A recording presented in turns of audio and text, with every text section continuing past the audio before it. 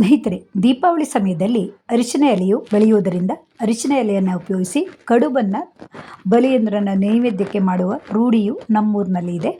ನಾನೀಗ ಈ ಬಲಿಯಂದ್ರನ ನೈವೇದ್ಯಕ್ಕಾಗಿ ಮಾಡುವಂತಹ ಅರಿಶಿನ ಎಲೆಯ ಕಡುಬು ಮಾಡುವ ವಿಧಾನವನ್ನು ತೋರಿಸ್ತೀನಿ. ಈ ಕಡುಬನ್ನು ಸೌತೆಕಾಯಿ, ಮೊಗೆಕಾಯಿ, ಚೀನಿಕಾಯಿ ಇತ್ಯಾದಿಗಳನ್ನು ಉಪಯೋಗಿಸಿ ಮಾಡುತ್ತಾರೆ. ನಾನಿಲ್ಲಿ ಸೌತೆಕಾಯಿಯನ್ನು ಉಪಯೋಗಿಸಿ ಕಡುಬನ್ನು ಮಾಡೋದು ಹೇಗೆ ಅಂತ ತೋರಿಸ್ತೀನಿ.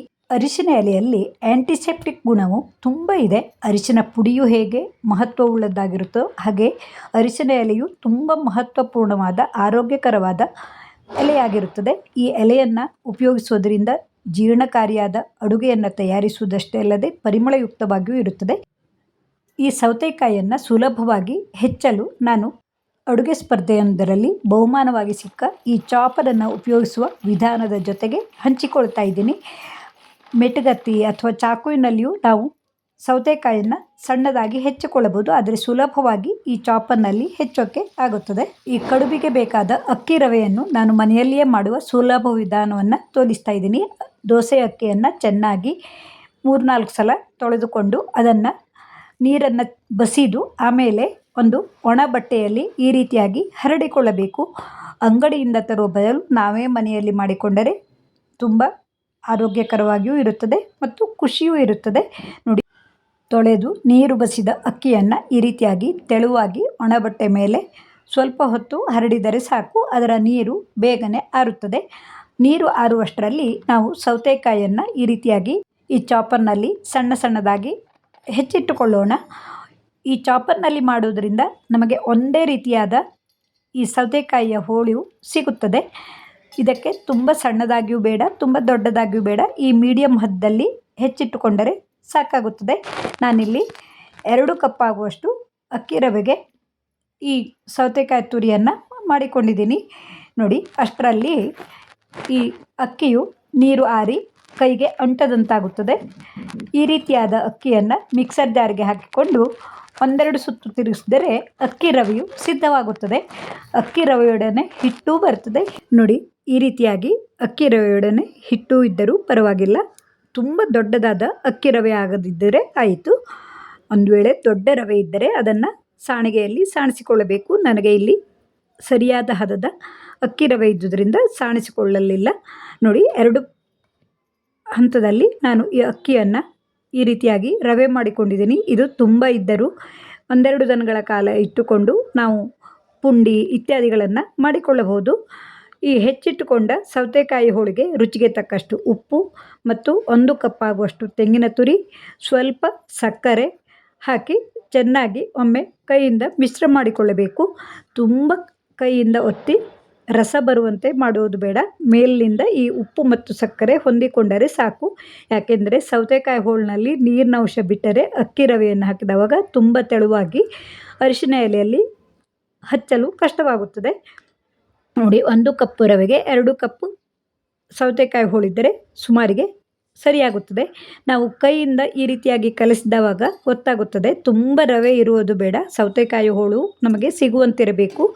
ತುಂಬ ಅಕ್ಕಿ ರವೆಯನ್ನು ಹಾಕಿಬಿಟ್ಟರೆ ಈ ಕಡುಬು ಉದುರಾಗಿ ಬರುತ್ತದೆ. ಮೆದುವಾಗಿ ಬರಬೇಕೆಂದರೆ ನಾವು ಅಕ್ಕಿ ರವೆಗಿಂತ ಹೆಚ್ಚು ಸೌತೆಕಾಯಿ ಹೋಳುಗಳನ್ನೇ ಹಾಕಿಕೊಳ್ಳಬೇಕು. ನೋಡಿ, ಈ ರೀತಿ ಹದವು ಸರಿಯಾಗಿದೆ. ಇದನ್ನು ಒಂದು ಪಕ್ಕದಲ್ಲಿ 1-2 ನಿಮಿಷಗಳ ಕಾಲ ಇಟ್ಟರೆ ಸಾಕು. ಅಷ್ಟರಲ್ಲಿ ನಾವು ಈ ಅರಿಶಿನ ಎಲೆಯನ್ನು ಚೆನ್ನಾಗಿ ತೊಳೆದಿಟ್ಟು ಸ್ವಚ್ಛ ಮಾಡಿಕೊಳ್ಳೋಣ. ಈ ಹೆಚ್ಚಾದ ಅಕ್ಕಿ ರವೆಯಿಂದ ನಾನು ಪುಂಡಿ ಮಾಡುವ ವಿಧಾನವನ್ನು ಹಿಂದಿನ ವಿಡಿಯೋಗಳಲ್ಲಿಯೂ ತೋರಿಸಿದ್ದೆ. ಮುಂದೆಯೂ ಇನ್ನು ಏನೆಲ್ಲ ಮಾಡಬಹುದು ಅನ್ನೋದನ್ನು ತೋರಿಸ್ತೀನಿ. ಈ ಕಡುಬನ್ನು 2 ಎಲೆಗಳನ್ನು ಈ ಪ್ಲಸ್ ಸಾಂಪ್ರದಾಯಿಕ ವಿಧಾನವೆಂದರೆ ಇದಾಗಿರುತ್ತದೆ. ಪ್ಲಸ್ ಆಕಾರದಲ್ಲಿ 2 ಅರಿಶಿನ ಎಲೆಯನ್ನು ಇಟ್ಟು ಒಂದು ಭಾಗವನ್ನು ಮಡಚಿ ಇನ್ನೊಂದು ಭಾಗವನ್ನು ಮಡಚುತ್ತಾ ಈ ರೀತಿಯಾಗಿ ಲಕೋಟೆಯಂತೆ ಮಡಚಿಕೊಂಡರೆ ಈ ಕಡುಬಿನ ಹಿಟ್ಟು ಹೊರಗೆ ಬರುವುದಿಲ್ಲ ಮತ್ತು ಚೆನ್ನಾಗಿ 4 ಬದಿಯಲ್ಲೂ ಈ ಅರಿಶಿನ ಎಲೆಯ ಘಮವನ್ನು ಸೇರಿಕೊಂಡಿರುತ್ತದೆ. ಇದನ್ನು ತುಂಬ ಎಲೆ ಇದ್ದವಾಗ ಈ ರೀತಿ ಮಾಡಬಹುದು. ತುಂಬ ಎಲೆ ಇಲ್ಲವಾದಲ್ಲಿ ಒಂದೇ ಎಲೆಯನ್ನು ಅರ್ಧ ಮಡಚಿಯೂ ಮಾಡಬಹುದು. ಈ ರೀತಿ ಮಾಡೋದ್ರಿಂದ ಒಂದು ವೇಳೆ ನೀರು ಬಿಟ್ಟುಕೊಂಡರೂ ನೀರು ಹೊರಗಡೆ ಬರದಂತೆ ಇರುತ್ತದೆ ಅಂತ ಈ ಪ್ಲಸ್ ಆಕಾರದಲ್ಲಿ ಕಡುಬನ್ನು ಸುತ್ತುವ ವಿಧಾನವಿದೆ. ನೋಡಿ, ಇದನ್ನು ಉದ್ದನಾಗಿಯೂ ಮಡಚಬಹುದು, ಅಡ್ಡನಾಗಿಯೂ ಮಡಚಬಹುದು. ನಮಗೆ ಬೇಕಾದ ರೀತಿಯಲ್ಲಿ ಇದರ ಜೊತೆಗೆ ಬಾಳೆ ಎಲೆಯನ್ನು ಸಹ ಇಟ್ಟು ಮಡಚಿ ಕಡುಬನ್ನು ಬೇಯಿಸಿಕೊಳ್ಳಬಹುದು. ಇವೆಲ್ಲವನ್ನು ಅರಿಶಿನ ಎಲೆಯಲ್ಲಿ ಈ ರೀತಿಯಾಗಿ ಸುತ್ತಿಯಾದ ನಂತರ ಇಡ್ಲಿ ಪಾತ್ರೆಯಲ್ಲಿ ಇಟ್ಟು ಉಗಿಯಲ್ಲಿ 15ರಿಂದ 20 ನಿಮಿಷಗಳ ಕಾಲ ಬೇಯಿಸಿಕೊಳ್ಳಬೇಕು. ನೋಡಿ, ನಾನಿಲ್ಲಿ ಈ ಇಡ್ಲಿ ಪಾತ್ರೆಯಲ್ಲಿ ಈ ರೀತಿಯಾಗಿ ಇಟ್ಟು ಮುಚ್ಚಳನ್ನು ಮುಚ್ಚಿ ಒಂದು 20 ನಿಮಿಷಗಳ ಕಾಲ ಬೇಯಿಸಿದ್ದೀನಿ. ಬೇಯುತ್ತಿರುವಂತೆಯೇ ಅರಿಶಿನ ಎಲೆಯ ಘಮವು ಸುತ್ತೆಲ್ಲ ಹರಡಿಕೊಂಡಿರುತ್ತದೆ. ನೋಡಿ, ಇವೆಲ್ಲವೂ ಚೆನ್ನಾಗಿ ಬೆಂದು ಬಿಸಿ ಬಿಸಿ ಇರುವಾಗ ತುಪ್ಪದೊಡನೆ ತಿಂದರಂತೂ ಘಮಘಮಿಸುವ ಕಡುಬಿನ ಸ್ವಾದವು ನಮ್ಮ ಗಂಟಲಿನಲ್ಲಿ, ಬಾಯಲ್ಲೆಲ್ಲ ತುಂಬ ಹೊತ್ತಿನ ತನಕ ಇರುತ್ತದೆ. ನೋಡಿ, ಈ ರೀತಿಯಾಗಿ ಸುಲಭವಾಗಿ ಕಡುಬನ್ನು ಬಿಡಿಸಲು ಬರುತ್ತದೆ. 3 ರೀತಿಯಲ್ಲಿಯೂ ಮಾಡಿದ ಈ ಕಡುಬು ಚೆನ್ನಾಗಿ ಬೆಂದಿರುತ್ತದೆ. ಈ ಕಡುಬನ್ನು ಬರೀ ಸೌತೆಕಾಯಿಯಿಂದ ಅಷ್ಟೇ ಅಲ್ಲದೆ ಮೊದಲೇ ಹೇಳಿದಂತೆ ಚೀನಿಕಾಯಿ, ಮೊಗೆಕಾಯಿ ಇತ್ಯಾದಿಗಳಿಂದಲೂ ಮಾಡಬಹುದು. ಈ ರೀತಿಯಾಗಿ ಮಾಡಿದ ಈ ಕಡುಬನ್ನು ಬಲಿಯಂದ್ರನಿಗೆ ನೈವೇದ್ಯ ಮಾಡಿ ತಿನ್ನುವ ಸಂಪ್ರದಾಯವಿರುತ್ತದೆ. ನೀವೆಲ್ಲ ಯಾವ ರೀತಿಯಾದ ಕಡುಬನ್ನು ದೀಪಾವಳಿಯಲ್ಲಿ ಮಾಡುತ್ತೀರಿ ಅನ್ನೋದನ್ನು ಹಂಚಿಕೊಳ್ಳಿ. ತುಂಬ ಮೆದುವಾಗಿರುವ ಇಡ್ಲಿಯಂತೆ ಕಾಣುವ ಈ ಕಡುಬು ತುಪ್ಪ ಮತ್ತು ಚಟ್ನಿಯೊಡನೆ ತಿನ್ನಲು ತುಂಬ ರುಚಿಯಾಗಿ ಇರುತ್ತದೆ. ಹಾಗೆಯೇ ನಾನು ಈ ಅರಿಶಿನ ಎಲೆಯನ್ನು ಉಪಯೋಗಿಸಿ ನಾವು ತುಪ್ಪವನ್ನು ಮಾಡುವ ವಿಧಾನವನ್ನು ತೋರಿಸ್ತೀನಿ. ಮನೆಯಲ್ಲಿಯೇ ನಾವು ತುಪ್ಪವನ್ನು ಮಾಡಿಕೊಂಡರೆ ತುಂಬ ಆರೋಗ್ಯಕರವಾಗಿರುತ್ತದೆ. ನೋಡಿ, ಮರಳು ಮರಳಾಗಿರುವ ಅಜ್ಜಿ ಮಾಡುವ ತುಪ್ಪ ಅಂತ ಹೇಳಬಹುದು. ಈ ತುಪ್ಪವನ್ನು ಮಾಡೋಕ್ಕೆ ನಾನು 1 ವಾರದ ಬೆಣ್ಣೆಯನ್ನು ಈ ರೀತಿಯಾಗಿ ಕೈಗೆ ಅಂಟದಂತೆ ತೊಳೆಯುವ ವಿಧಾನವನ್ನು ತೋರಿಸ್ತಾ ಇದ್ದೀನಿ.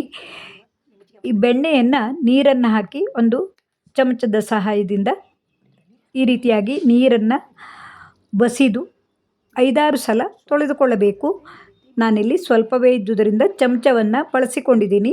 ತುಂಬ ಇದ್ದರೆ ಸೌಟಿನಿಂದಲೂ ಈ ಬೆಣ್ಣೆಯನ್ನು ಎಲ್ಲ ಕಡೆಯೂ ಮಜ್ಜಿಗೆ ಅಂಶ ಹೋಗುವ ತನಕ ಚೆನ್ನಾಗಿ ತೊಳೆದ ನಂತರ ಸಣ್ಣ ಉರಿಯಲ್ಲಿ ಈ ರೀತಿಯಾಗಿ ಬಿಸಿ ಮಾಡಬೇಕು. ಬಿಸಿಯಾಗುತ್ತಿರುವಂತೆಯೇ ಇದಕ್ಕೆ ತಾಜಾ ಅರಿಶಿನ ಎಲೆ ಅಥವಾ ಸ್ವಲ್ಪ ಒಣಗಿದ ಎಲೆಯಾದರೂ ಪರವಾಗಿಲ್ಲ. ಈ ಅರಿಶಿನ ಎಲೆಯನ್ನು ಒಣಗಿದ ನಂತರವೂ ಸ್ವಾದವನ್ನು ಹೊಂದಿರುತ್ತದೆ ಮತ್ತು ಇದರಲ್ಲಿ ಒಳ್ಳೆಯ ಆರೋಗ್ಯಕರ ಅಂಶವನ್ನು ಹೊಂದಿರುತ್ತದೆ. ತುಪ್ಪವಂತೂ ತುಂಬ ಘಮಘಮವೆನಿಸುವ ತುಪ್ಪವಾಗಿ ಮಾರ್ಪಡುತ್ತದೆ. ಬೆಣ್ಣೆಯೊಡನೆ ಈ ಅರಿಶಿನ ಎಲೆಯನ್ನು ಹಾಕಿ ಈ ನೊರೆ ಅಡಗಿದ ನಂತರ ಗ್ಯಾಸ್ ಉರಿಯನ್ನು ಆರಿಸಿದರೆ ಮರಳು ಮರಳಾದ ತುಪ್ಪವು ಸಿದ್ಧವಾಗುತ್ತದೆ. ಈ ತುಪ್ಪವು ತುಂಬ ದಿನಗಳವರೆಗೂ ಪರಿಮಳವನ್ನು ಹೊಂದಿರುತ್ತದೆ. ಈ ರೀತಿಯಾಗಿ ಅರಿಶಿನ ಎಲೆಯನ್ನು ಉಪಯೋಗಿಸಿ ಕಡುಬು, ಹಾಗೆ ಇದನ್ನು ಪಾಯಸಕ್ಕೂ ಉಪಯೋಗಿಸಬಹುದು. ಹೀಗೆ ಅರಿಶಿನ ಎಲೆಯನ್ನು ಉಪಯೋಗಿಸಿ ಮಾಡಿದ ತುಪ್ಪ ಹಾಗೆ ಕಡುಬಿನ ವಿಡಿಯೋವು ನಿಮಗೆ ಇಷ್ಟವಾದರೆ ಲೈಕ್ ಮಾಡಿ, ಇಷ್ಟ ಮಿತ್ರರಿಗೆ ಶೇರ್ ಮಾಡಿ. ಮುಂದಿನ ವಿಡಿಯೋದಲ್ಲಿ ಇನ್ನೂ ಹೆಚ್ಚಿನ ಮಾಹಿತಿಗಳುಳ್ಳ ವಿಡಿಯೋಗಳನ್ನು ನೋಡಬಹುದು. ನಿಮ್ಮೆಲ್ಲರ ಪ್ರೋತ್ಸಾಹವೇ ಇಂತಹ ವಿಡಿಯೋವನ್ನು ಮಾಡಲು ಉತ್ಸಾಹವನ್ನು ತರುತ್ತದೆ. ತಮ್ಮೆಲ್ಲರ ಪ್ರೋತ್ಸಾಹಕ್ಕಾಗಿ ತುಂಬು ಹೃದಯದ ಧನ್ಯವಾದಗಳು.